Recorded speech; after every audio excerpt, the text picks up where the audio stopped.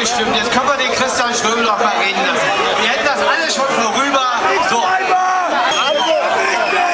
Liebe Kolleginnen und Kollegen, lasst ihn mal reden. Ich bin von Afghanistan.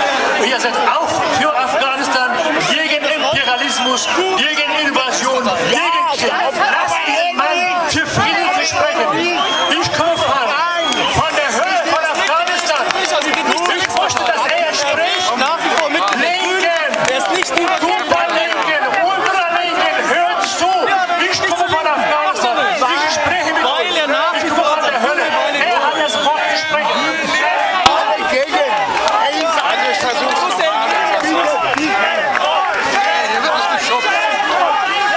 Also ich war vor wenigen Wochen in Afghanistan, ich habe dort mit den Leuten geredet. Ich habe insbesondere nur von der Regierung geredet,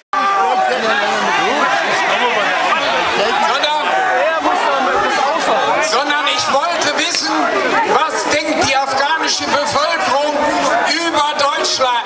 Was denkt die afghanische Bevölkerung über den Einsatz der deutschen Soldaten in Afghanistan?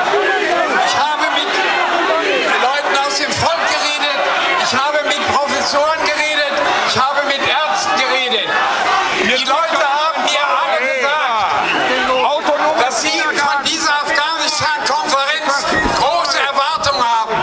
Sie erhoffen sich, dass damit Frieden kommt in Afghanistan.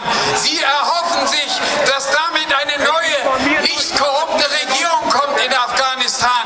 Leider werden sie wahrscheinlich enttäuscht werden, weil diese Konferenz das nicht leistet. Sie reden in Petersberg in Bonn vom Frieden, aber sie machen gleichzeitig mehr Krieg. Heute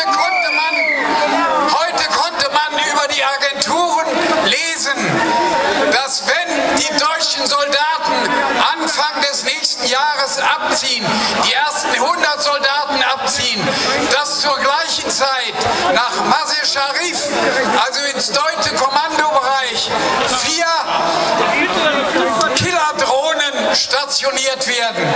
Das sind die allerneuesten Drohnen, die die Aufgabe haben, loszufliegen, ohne dass irgendeiner entscheidet, irgendein Gericht oder Instanz entscheidet, ob sie die Leute bekämpfen dürfen. Die losfliegen, um zu töten, um illegal zu töten. Es kann nicht sein, dass wir auf der einen Seite uns rühmen, die Soldaten abzuziehen, auf der anderen Seite den Krieg verschärfen. Ich habe im Deutschen Bundestag mit Anfragen versucht herauszubekommen, was machen die USA tatsächlich, auch im deutschen Verantwortungsbereich. Sie gehen dort mit Special Forces nachts und an Sonntagen, an Feiertagen in die Häuser, holen die Leute raus, nehmen sie gefangen oder töten sie. Es gibt dort Kommandos, die nur den Auftrag haben, to kill, das heißt Menschen umzubringen. Ich habe die Zahlen in Erfahrung gebracht. Allein in den ersten 3 Monaten dieses Jahres sind 1485 solche Einsätze von Special Forces gelaufen.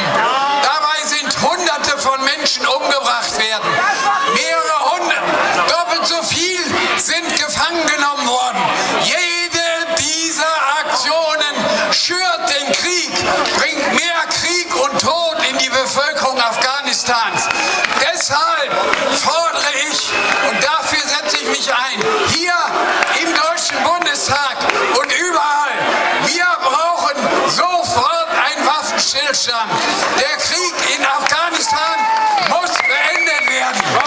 Wir alle müssen mit allen, auch mit den Taliban verhandeln. Ich habe mit Taliban geredet. Die Taliban sind zu verhandlungsbereit. Man muss es nur wollen.